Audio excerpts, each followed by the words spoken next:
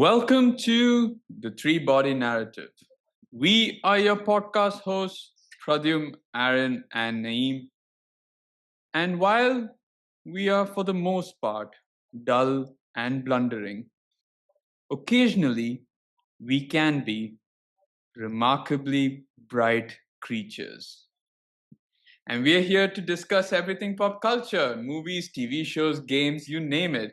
And for today's episode, we're going to be diving into, well, I've already spoiled it, but it is Remarkably Bright Creatures. And what is it all about? Well, a lonely aquarium worker forms an unexpected bond with a remarkably intelligent octopus, Marcellus, while a troubled young man arrives in town searching for answers about his past. Their lives gradually intertwine in a heartfelt story about grief, connection, and second chances. So, we're going to start with our ratings for this movie.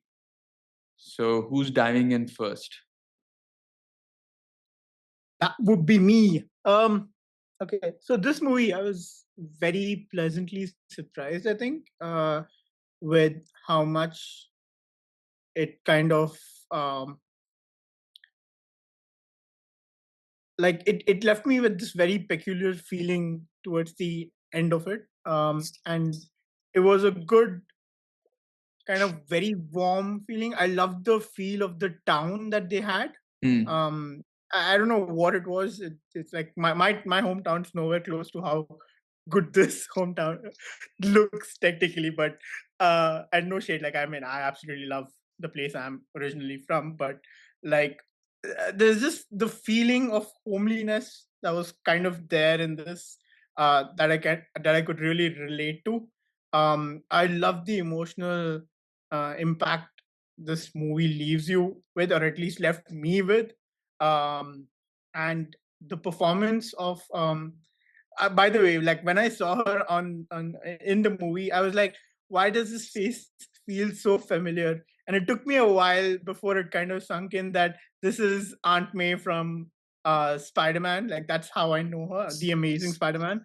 And I loved her performance in this movie so very much. Like, it was so powerful in those emotional scenes that are there. And I absolutely had a really good good time with this movie. And I would give it a 4 out of 5.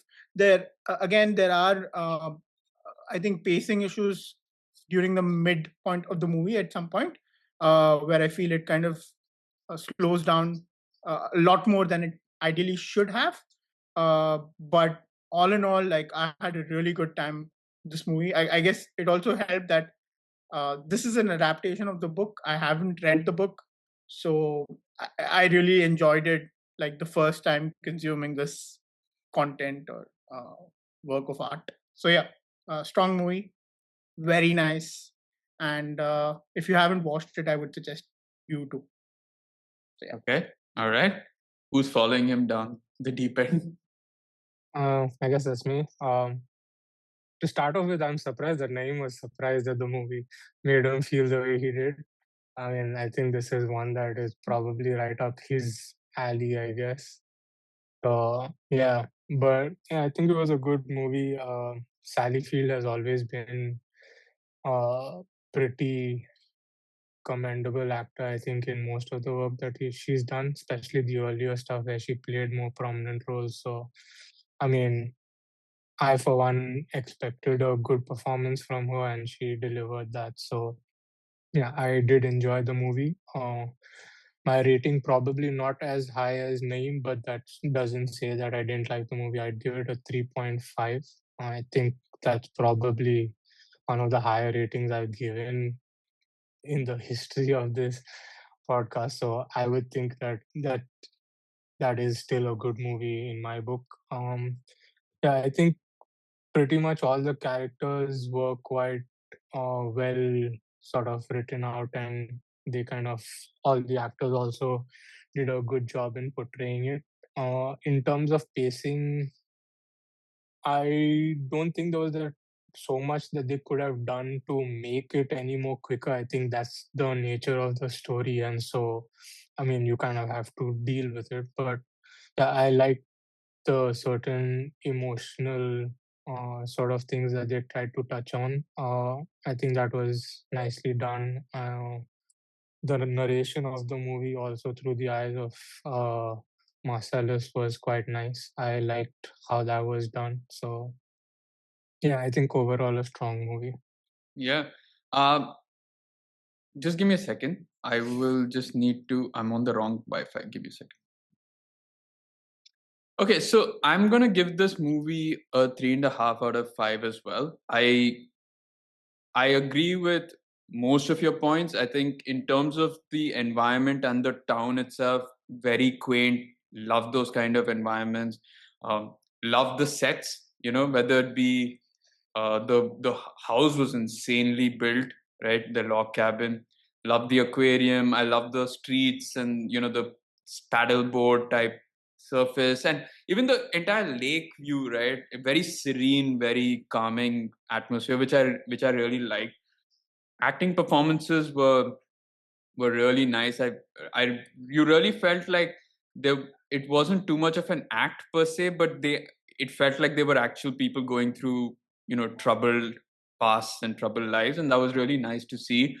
I mean, Sally Fields, like you mentioned, good to see. I mean, there is a Spider-Man connection in this movie with Yes. Alfred Molina being Marcellus.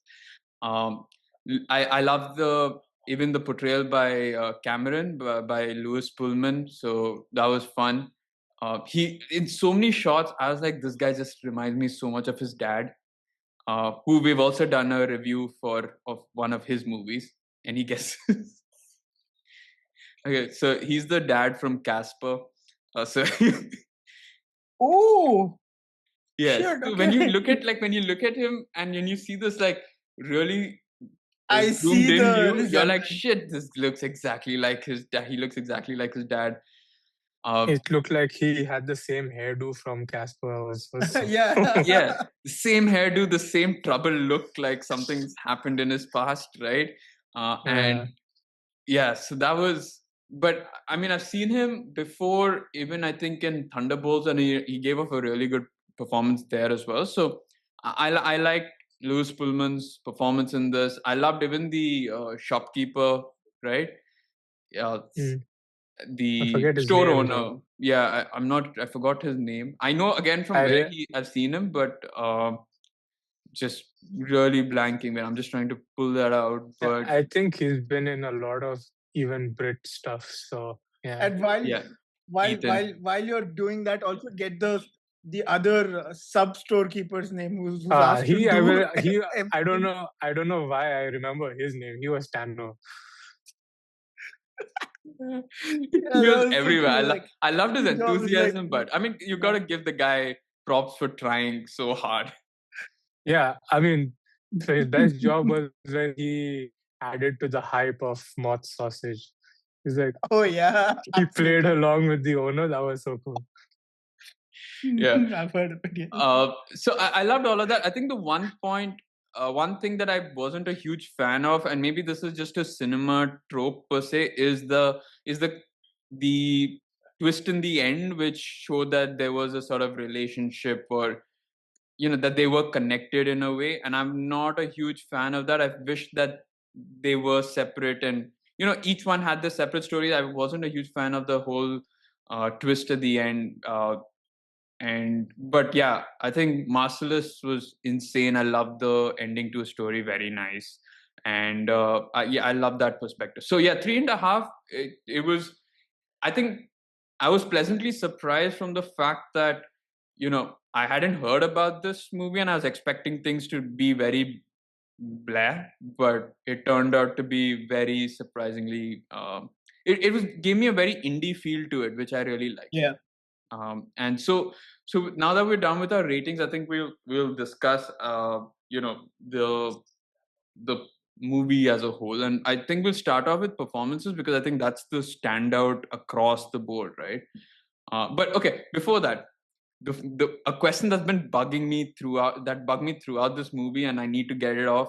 my chest right now and ask you guys, how old is Cameron and even the shop owner that he eventually dates? How old are they supposed to be? Because she's got a kid who's like early teens, so 30s.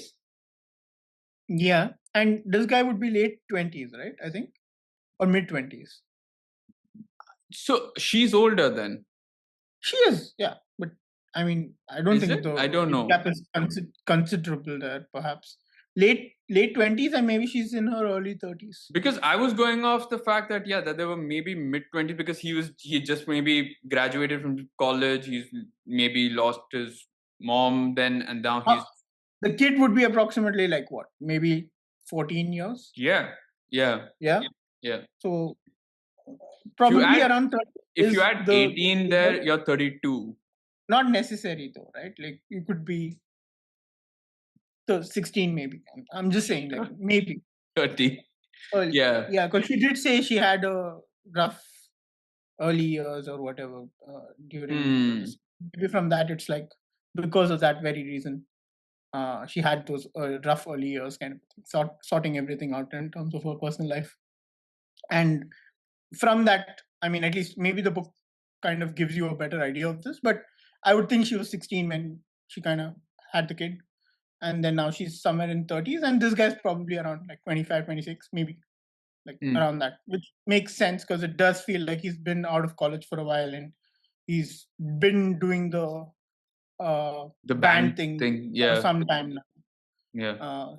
Yeah, I would think that's Mott that Sausage, didn't man. at That all is one hell of a name. Wonder for what. me. Yeah. For me, it was more about did her, like Sally Field's son. What is Sally Field's character's name in this movie? I forget. Tova. Yeah. Did Tova's son like end it himself, or like was it an actual accident? Okay, you want to like, get there straight away. Okay. Yeah, I want to get that thing out of the way, I suppose, because it is a major part of the movie, and that's what defines Tova, like in terms of where she is. And even though she kind of really tries hard to make it seem like she's okay, she's normal, behind all of that facade, she isn't. She's still dealing with a lot of guilt, and that has a very heavy bearing on her life in general. So honestly, like it only. So again, with they felt like there were some inconsistencies, because when the realtor comes to the house, right, and she goes into the room, and she was like, it's better to clean up after, to make sure that people coming to see the house don't see anything tragic or whatever like that. I mean, for me, I thought, and also that there was that flashback where he goes in and slams his room door, and he doesn't open the door and all of that. So I was leaning to something happened inside that room, right? Really? Yeah. That's what they initially make it. No, I thought, because there is a mention of like the water and stuff like that, and then I think the octopus says that she also is like they both like water, but they kind of both are avoided searching for stuff at the bottom of the ocean or something like that way they say. Yeah. It was the start of the movie. Which is, so I first so again, from the start of the movie, I go on thinking that both husband and son drowned in that lake, right? And then it moves into that whole thing of not opening the door, the realtor saying that, and then I was like, oh, maybe to me that was completely about grieving. Like she can't get herself to go into the room. So I get that bit. I get her not going in, but the fact is that flashback where he doesn't open the door, the realtor talking about some tragedy and that she needs to clean up inside there. Maybe that's just the mess because of the fact that she's not gone in. But the fact that she mentioned all of that, I was like, oh, and also that they show that the Eric, who's the kid, has an argument with Tova, right? So I was like, all of that's going to lead to him not opening the door and doing something really bad in there, right? And then again, it goes back to what happens in the start, which is, he eventually, don't know, because I don't think they find the body or anything, right? They find the boat. But I think I think the fact is like at least it's left to imagination in this point. I guess you kind of derive your own ending from it, but with all the reveal you get towards the end, you kind of do realize that he wasn't in a bad place.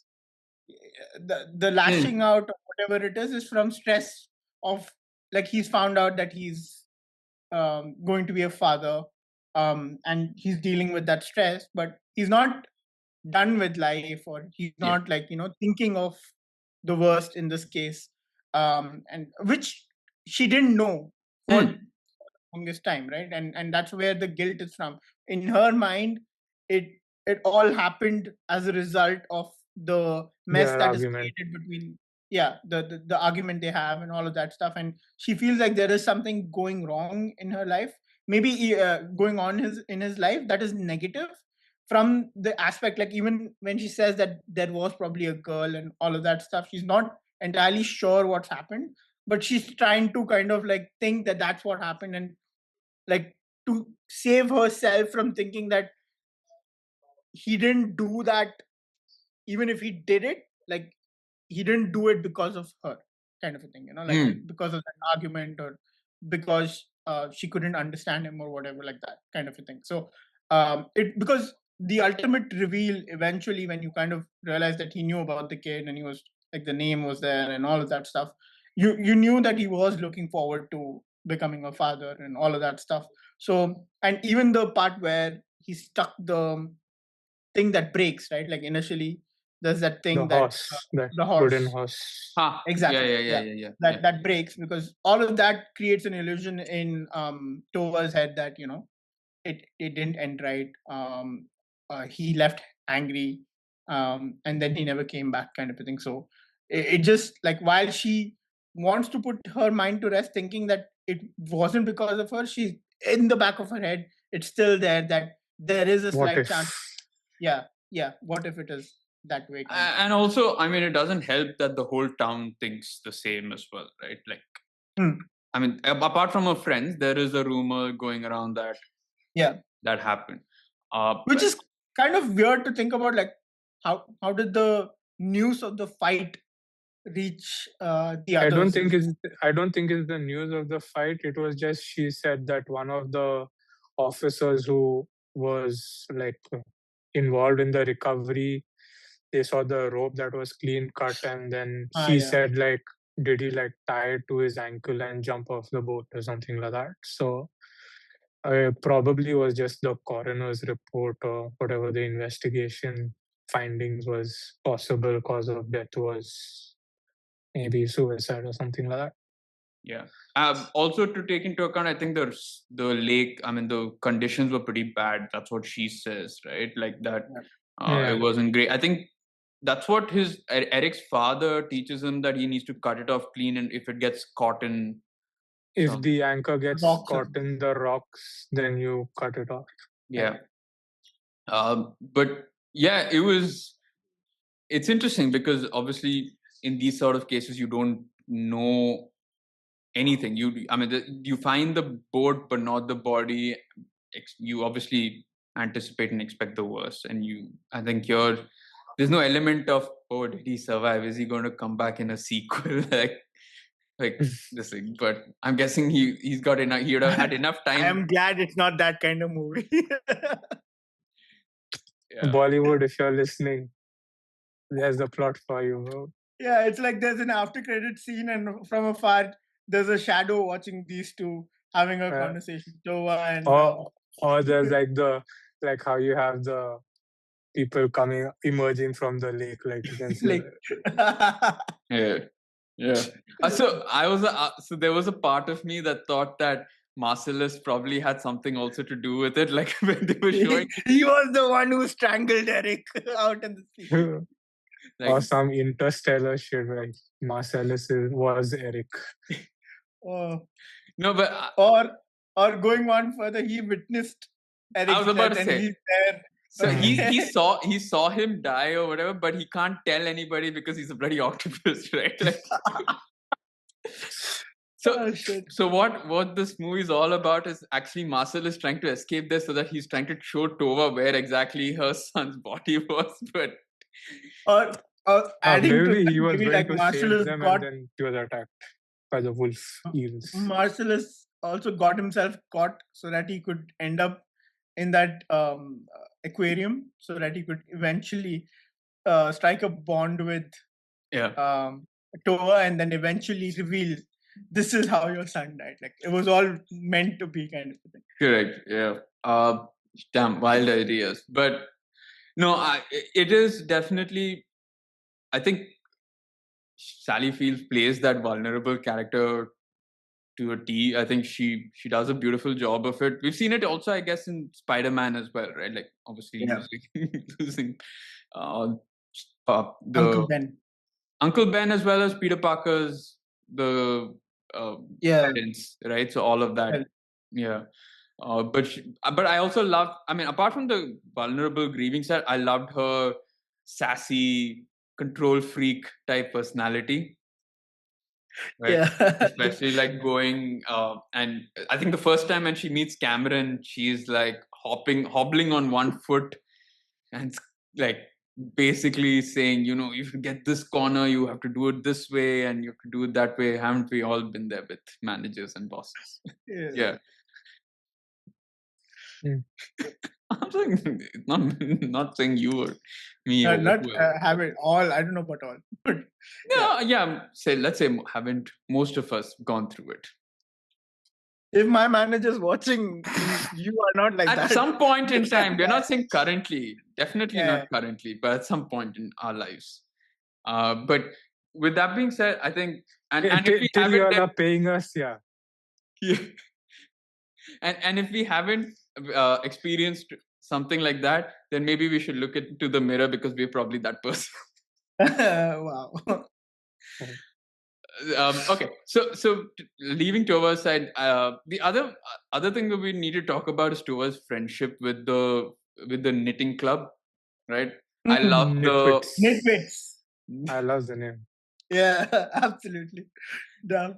But there's only one person that was doing knitting at the actual meeting.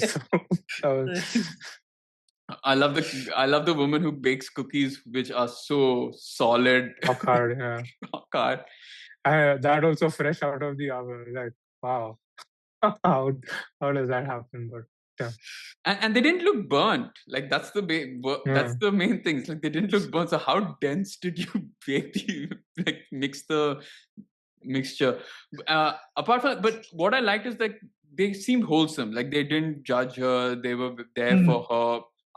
And I love the conversation I think she has later when she's looking through that yearbook with the friend. She's like, the friend who's leaving, yeah. The friend who's leaving. She's like, it was nice to see that.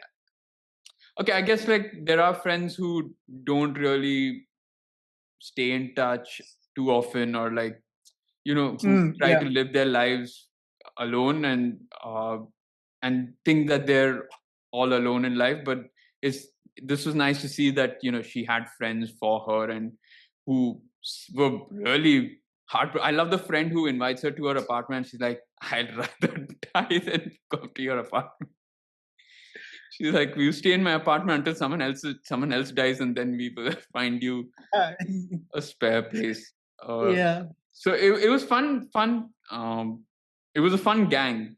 I like. Yeah, absolutely. I think like when you kind of see that, you see parallels to having like a community of your own in terms of like immediately I was thinking of what was that old age home thing? Thursday Murder Club is what we were. Thursday Murder Club. Yeah, I was thinking along those lines. But I was also thinking of like an opposite version of this in terms of what you see in Beef, where they're all like she has her own club of ladies and stuff like that, who on her face are like really nice and stuff, but like behind like her back and stuff, they're not necessarily good to her, kind of a thing. So it's very like heartwarming to see like those different sides of life, right? Like in this case, it's a genuinely nice bond that you see between these ladies that have been friends for like really, really long time. And I guess that's also what you care get about each other. And that's also what you get from like these quaint towns and quaint cities, right? Like everyone knows each other in that sort of community or that area. everyone best friends or everyone knows each other. Everyone's like on first name basis. That's pretty fun too. Yeah, like which is like very very made very obvious in scenes like the part where the cop is about to find I forget his name, Cameron. Cameron. Cameron, yeah, Cameron, and then Tova like interferes, and then like immediately he's like, oh, you don't need to pay, it's fine, kind of a thing. Like those kind of things were really nice and very heartwarming to see in terms of like, oh, such a small town, they know each other so well for like the longest time, and like they're willing to kind of uh, like bend the rules as and when required to kind of do a favor to someone they really care about, kind of thing. So that was nice to see. So I guess then we move on to Cameron, Which who's doesn't necessarily in any way say that I am all for bending rules. FYI, just so we're clear. Uh, Like, if you want to confirm, just check his gamer tag on no, PlayStation. I was It about is- to say, I knew this for would someone go who there. says that, it's like Yeah, let's keep the ball moving. yes. So We should Cameron. also, yeah, his friends too. By the way, the Moth Sausage Club.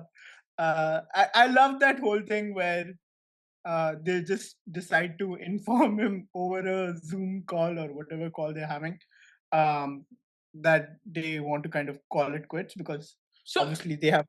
is Cameron? I'm guessing Cameron's not the founding member of Moth Sausage. Felt like he was just a member, as in he joined Moth Sausage as a member, and because that's what they said. Like you come for half of the practice gigs or something like that, and wasn't it some in that conversation? Don't they make it seem like he's not I very don't regular? remember.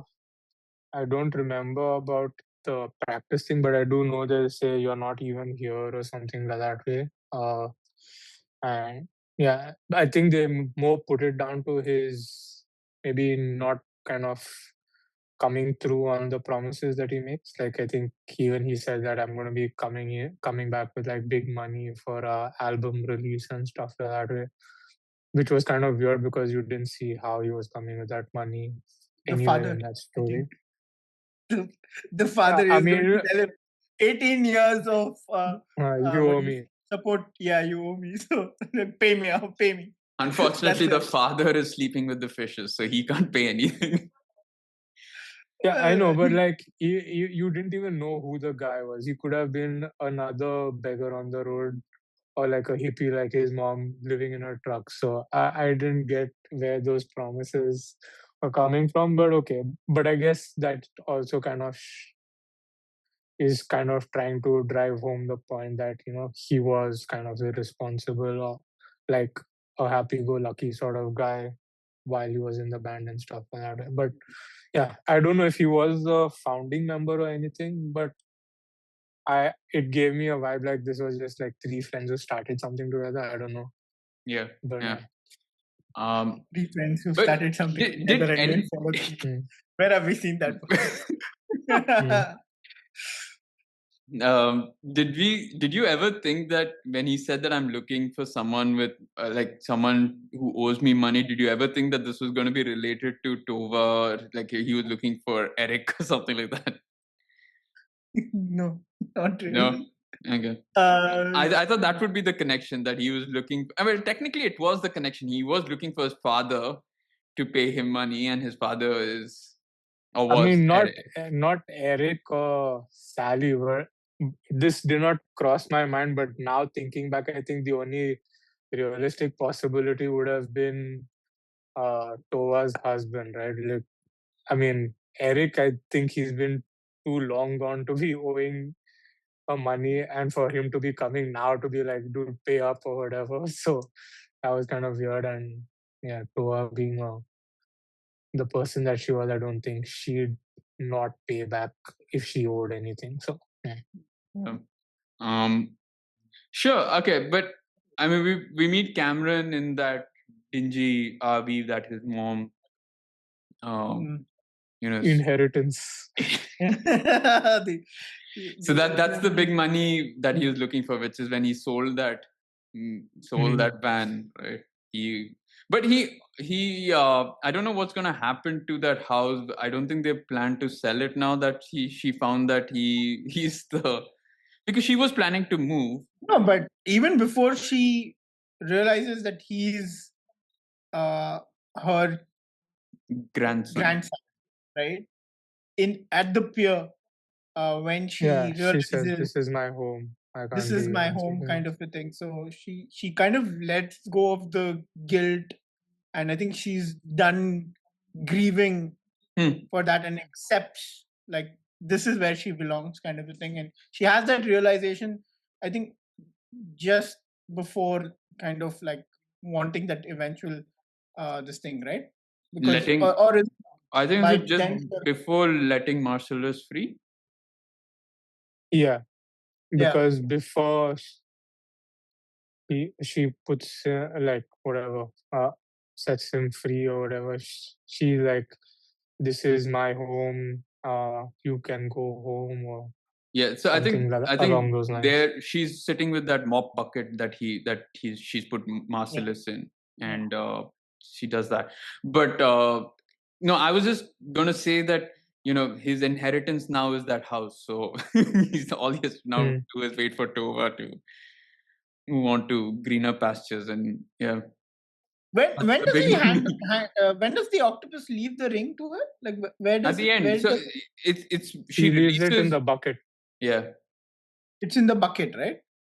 Hmm. uh, She hears it rolling around in there, and rolling that's up. when she Yeah yeah looks. yeah Which is hilarious because I think there was a scene earlier where he talks about the ring that's his father's ring, right? yeah And you would have thought maybe at that point in time, like he'd probably show her the eels insignia inside or whatever, and like maybe they would have.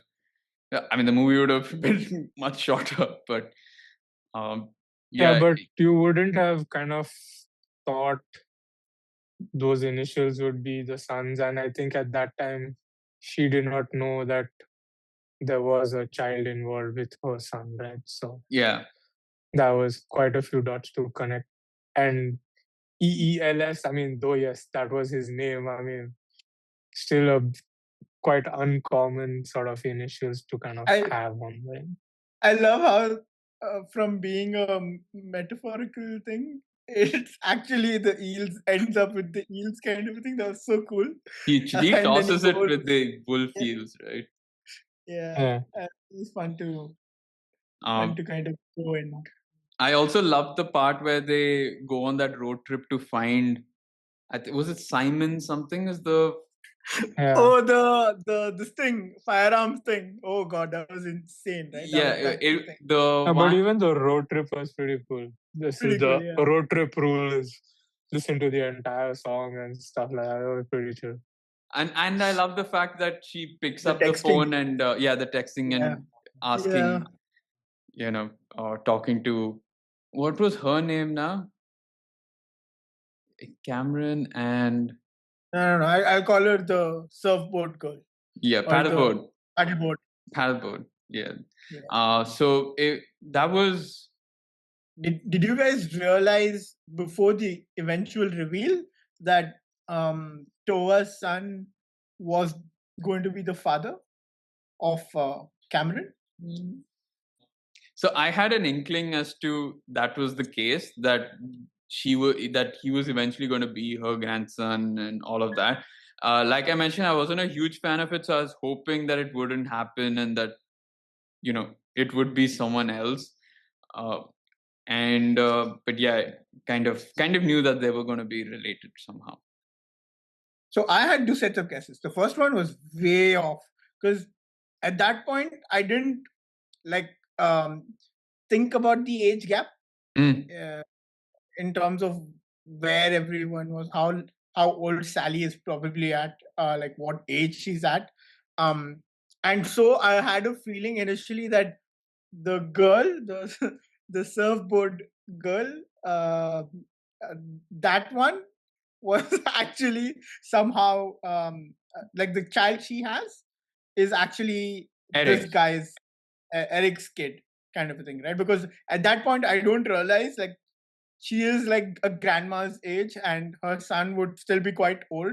That only sinks in when his friend comes in as one of the potential buyers for her property, then it hits me like, no way that that he could be that, because he's at that age kind of a thing. So this entire age thing was what bugged me through. I was like, because I mean, you only see not Tova. very clear. Yeah, so you see Yeah. Tova, who's obviously very old, must be in her 70s, I guess. Like, yeah.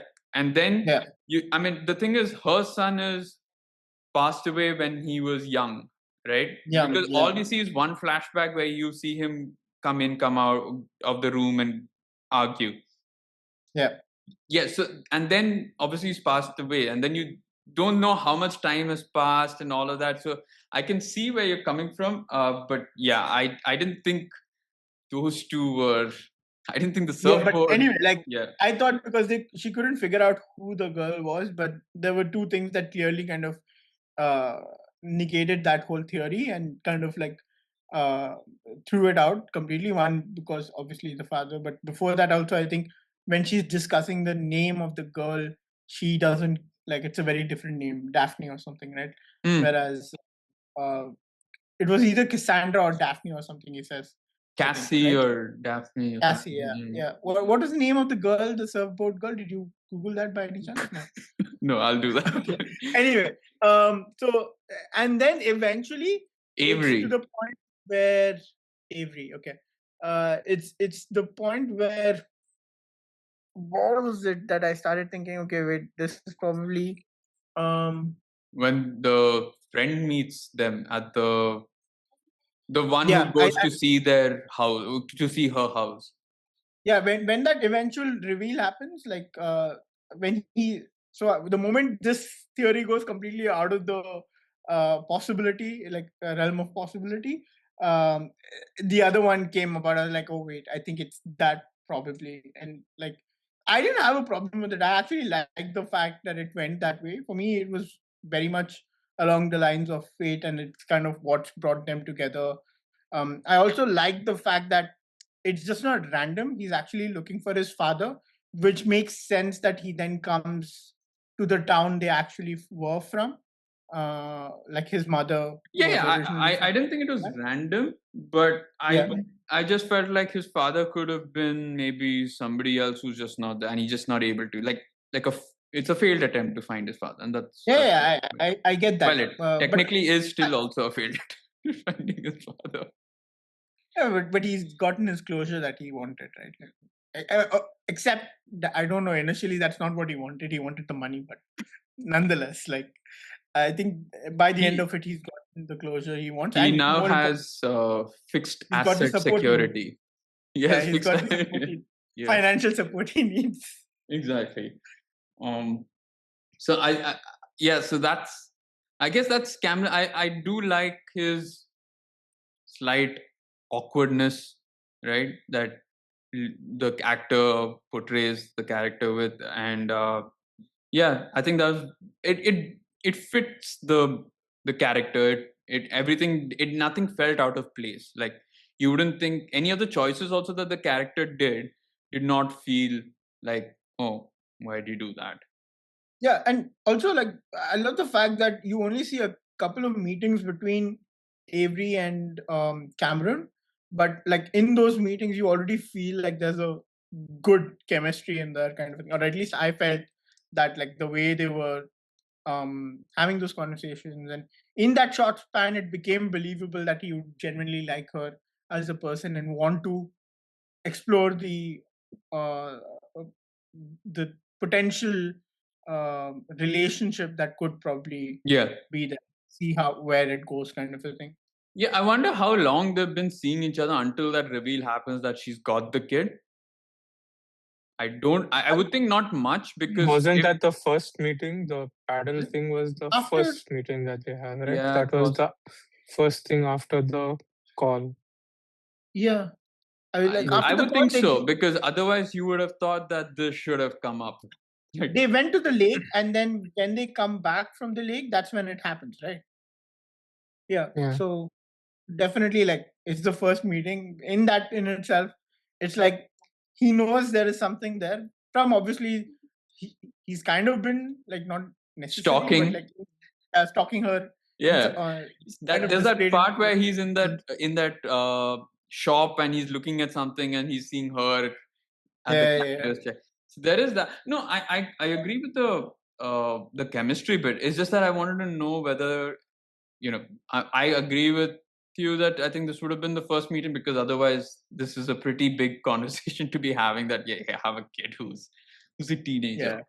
Yeah. But no, I love the chemistry between the actors. I think very believable that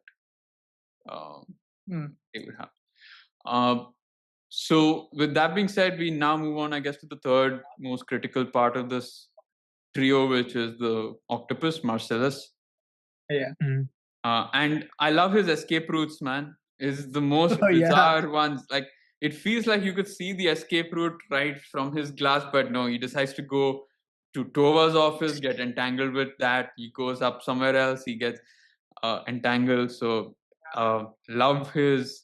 I don't know if they have. I mean, for being remarkably bright creatures, the sense of direction seems to be lacking. I don't think that's the goal, though, right? Like before he goes away, he wants to help resolve issues for Toa. Like that's what I gauged from it, and that's why So I felt like what's his trying to reasoning for the dig first? around and understand more of what is actually bothering Toa. I think that's why he kind of see him in her office. It is her office where he is, right? Like I mean, I not guess. office per se, but like where she keeps her stuff, and that's where she notices him the first time, kind of a thing. So this thing was he was doing his due diligence in terms of who this person is, what's bothering her, and all of that stuff, which is why he's not gotten away by then, kind of a thing. I could be giving him too much I mean, credit. he still can't. So the one other thing is when he gets the ring at the end from the Wondering it's them. wondering to. So it's hilarious. I don't know how he manages to get into the eel's aquarium or tank, right? That part is left to our imagination. But what was his plan after that? Because he was heading towards the exit when I guess he gets caught, or I mean, when he gets seen by Tova. I don't think there was a way out for him to get out of that door anyway, right? So it would have had to be, I'll wait here till she comes or she finds me here, because I mean That too. he leaves a trail all over the place. So there's no like, oh, where's he gone? Yeah. And I think there's also this symbolic aspect that he knows his time is almost up, so he just wants to be as close to home as possible. And I think that's where this comes from. At least that's the way I looked at it, because there was no guarantee that I don't know. I don't think she had been popping up in the aquarium for a while, like because of all the issues. But when she did come back, then she was still in the tank, right? Because she apologizes to him, saying, But yeah, maybe I do agree with you saying that if he was going to go, at least he'd go looking out at the ocean or that lake or whatever. Yeah, but he would have still had the ring in his possession. So like whoever found him dead would be like, oh, octopus with the ring, nice. Yeah, so my thing was he was going to go to get the ring and then maybe head back to the tank and maybe show her the ring, but he just seemed to get the ring and say, fuck it, I'm losing time here now. Yeah, so might as well just go to the door, and at least then she'll get the hint that I want to go back home, man. Just like set me free. Yeah. But I like the fact that he also mentions that every time he does do a prison escape, then he does lose a bit of his life, right? His health bar starts to deteriorate after a bit. So it's like the blue thing pops up like when you're in GTA and you're underwater and like the breath, the breath meter, or whatever you want to call it. But yeah, it's nice to see how that whole this thing, like from being so red and stuff, like he goes all like weird. This thing was scary as well, seem that way. But yeah, but I love the fact that we see the from his view, like especially when the school kids come on field trip, because it just makes you wonder next time you go to Dubai Mall and you go to the aquariums, like what are those creatures? Oh my god! One of the kids licking this thing. I was like, oh my god, that was sick. But I love the thing though, where it's like the fingerprints. It's something of like an art to him, kind of a thing. So that was nice to see. Yeah. Yeah, and again, like every line he says, the way it's being said, that was so good to hear, kind of a thing. It was just like really, really great narrating from Alfred Molina. Yeah. I mean, he obviously does have a PhD. He's a doctor after all. And he's Doc Ock. So obviously they had to cast him. So it was nice to, yeah, but you've got, I think he gave the right mix of like a bit of humor, but also very philosophical and very dramatic in his delivery. Right? Yeah.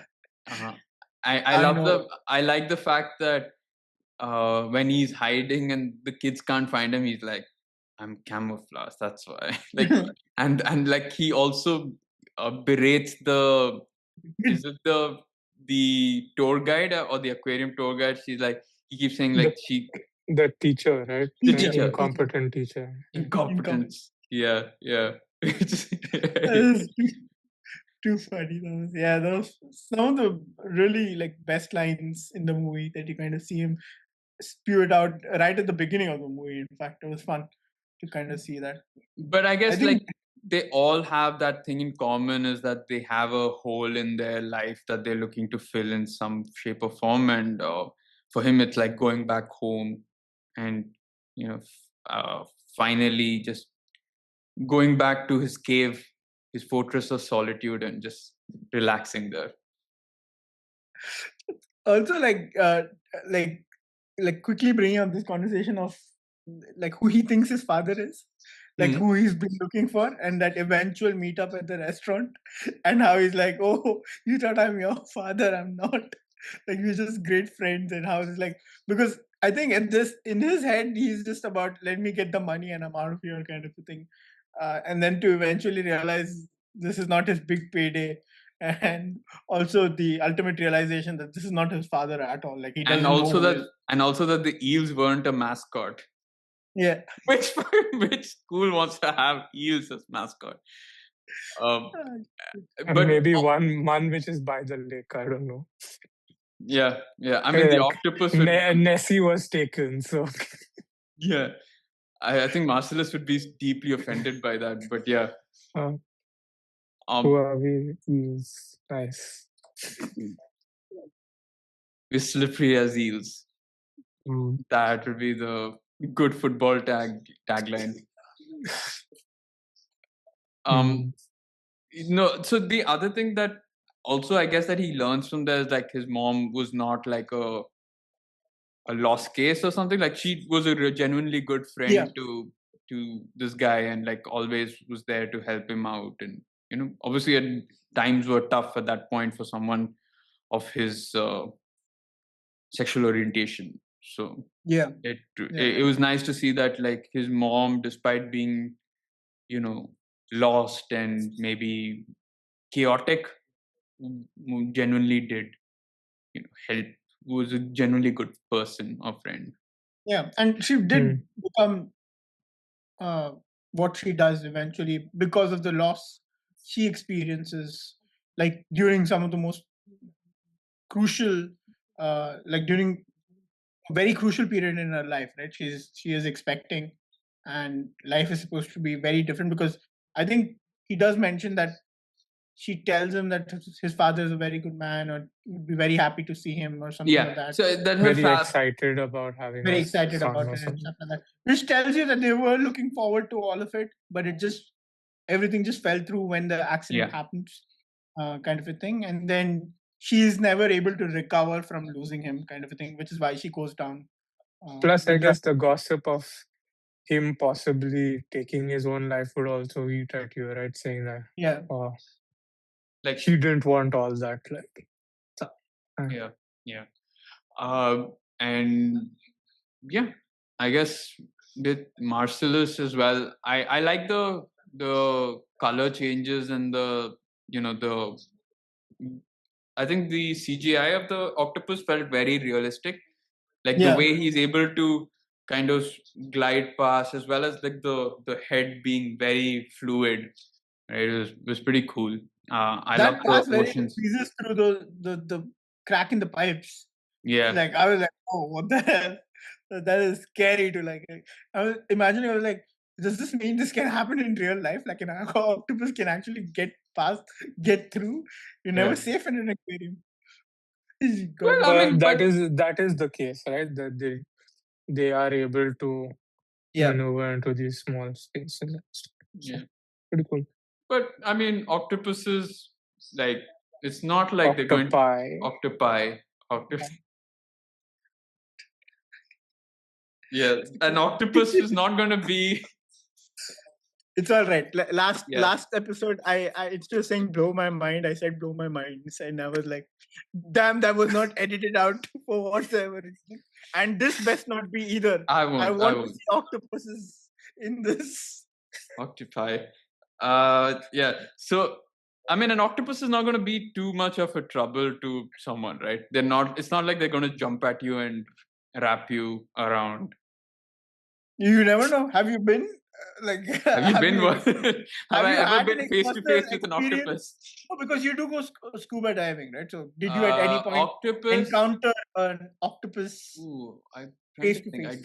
I don't think octopus. I don't think I've seen. I've seen shark. I've seen turtle. I've not seen octopus. And I feel like they would go straight for your head and they'll wrap it around until you're like, What did I do to suffocated, them? Yeah. dead. They're like, ooh, this looks delicious. Ooh, I have seen a documentary, but I don't remember if it was a squid or a octopus that kind of went on a guy's mask like that way and stuff. It's pretty cool. I've seen animations with about starfish doing that, and then they take over your brain. Yeah. But I think I really love the trio. I like the I think the camera, not even the camera, but just the relationship that they have, that they're talking to him, and they sort of, I think he provides this good vessel of, he's not going to interrupt and say anything. You can just blurt out your entire life story, and he's just there listening to how fascinating or how, crazy or chaotic the human world is. And while we say without judgment, inside we know Alfred Molina is definitely judging how bad the stories are, right? So I like that. Ever wonder whether the new octopus that's come in place of Marcellus's creation? That happened. Like he would have known about her, right? When he was still at the aquarium, because he was still at the aquarium when she's brought in. When she's brought in, yeah, but she's brought into the other tank, right? Yeah, it's like those. But I mean, he is a brilliant creature, right? So I would be very surprised he didn't know that another octopus had been brought in. He came out of that the crack, saw the new octopus, was like, you better see a sucker. And that is like, my time here is done. I've got someone to pass on the torch to, kind of a thing. So yeah. Now, so you bet that, like, and he gave her a full detailed instruction of this is what you need to do. Right? You'll have kids licking the thing. Don't mind that.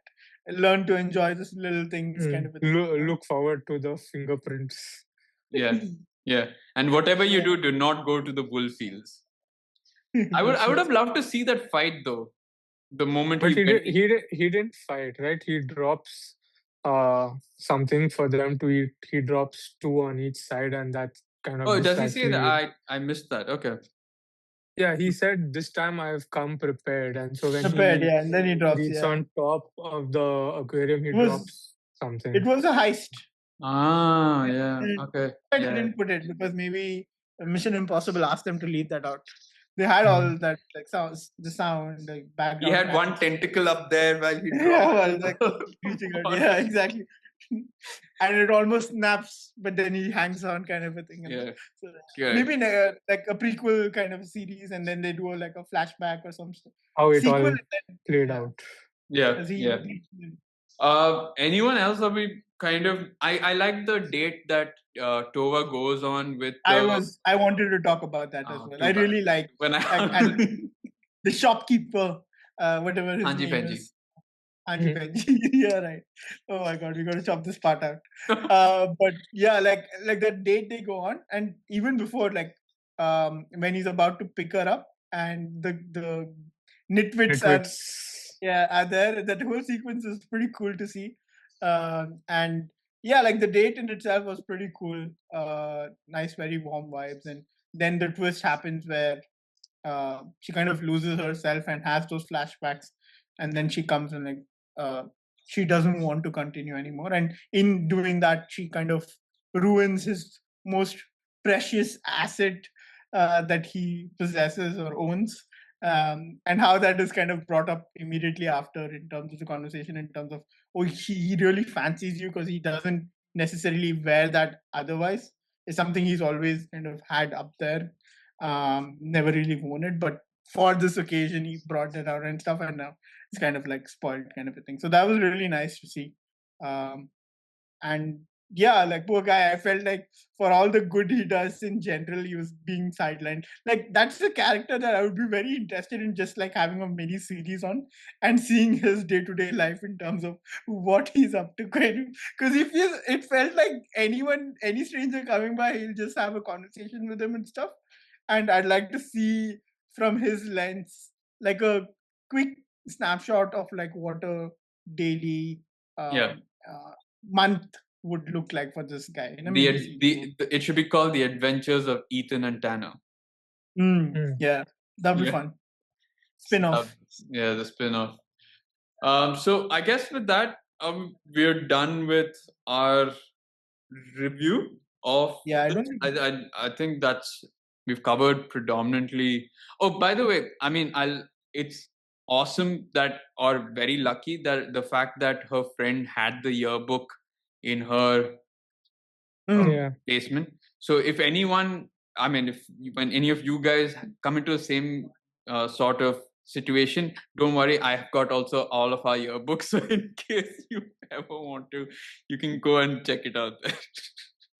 Wow. Yeah. No. I'm that person who's got, like, I think all the way from maybe year 6 or 7 onwards, we've got the yearbooks until grade 12. So if any. And if you're looking for someone in our batch, strangely enough, we've got their email IDs and numbers as well. So if those are still working ones. Shit, yeah. Wait. TMI, man. Way too much. Yeah. Yeah. So I'm that friend. So if you ever like, imagine like you have a stalker amidst you in school, you didn't know, and after that he's got all the information for all, like if there was some certain someone he wanted to kind of get in touch with, or she wanted, why just she wanted to get in touch with, like equality. So they have the information. Like imagine like all years of making sure that person didn't get your information, and then eventually the school in itself is like hands you or you've been stalked, or someone's been sending you emails throughout your school years, and then finally it's the jigs up because you have the yearbook and you never knew where that they had the email but it never had their name or anything. There and then is a finally sequel you get the for yearbook. this. The sequel for this movie would be Remarkably Dumb Creature, for putting up that email that he used or she used to stalk someone or trouble someone. Yeah. Kind of thing, right? And our school was the prime example of, I mean, that'll be a good sample for this, for that sequel. All right. So I guess with that, we will conclude our review for Remarkably Bright Creatures. We are not.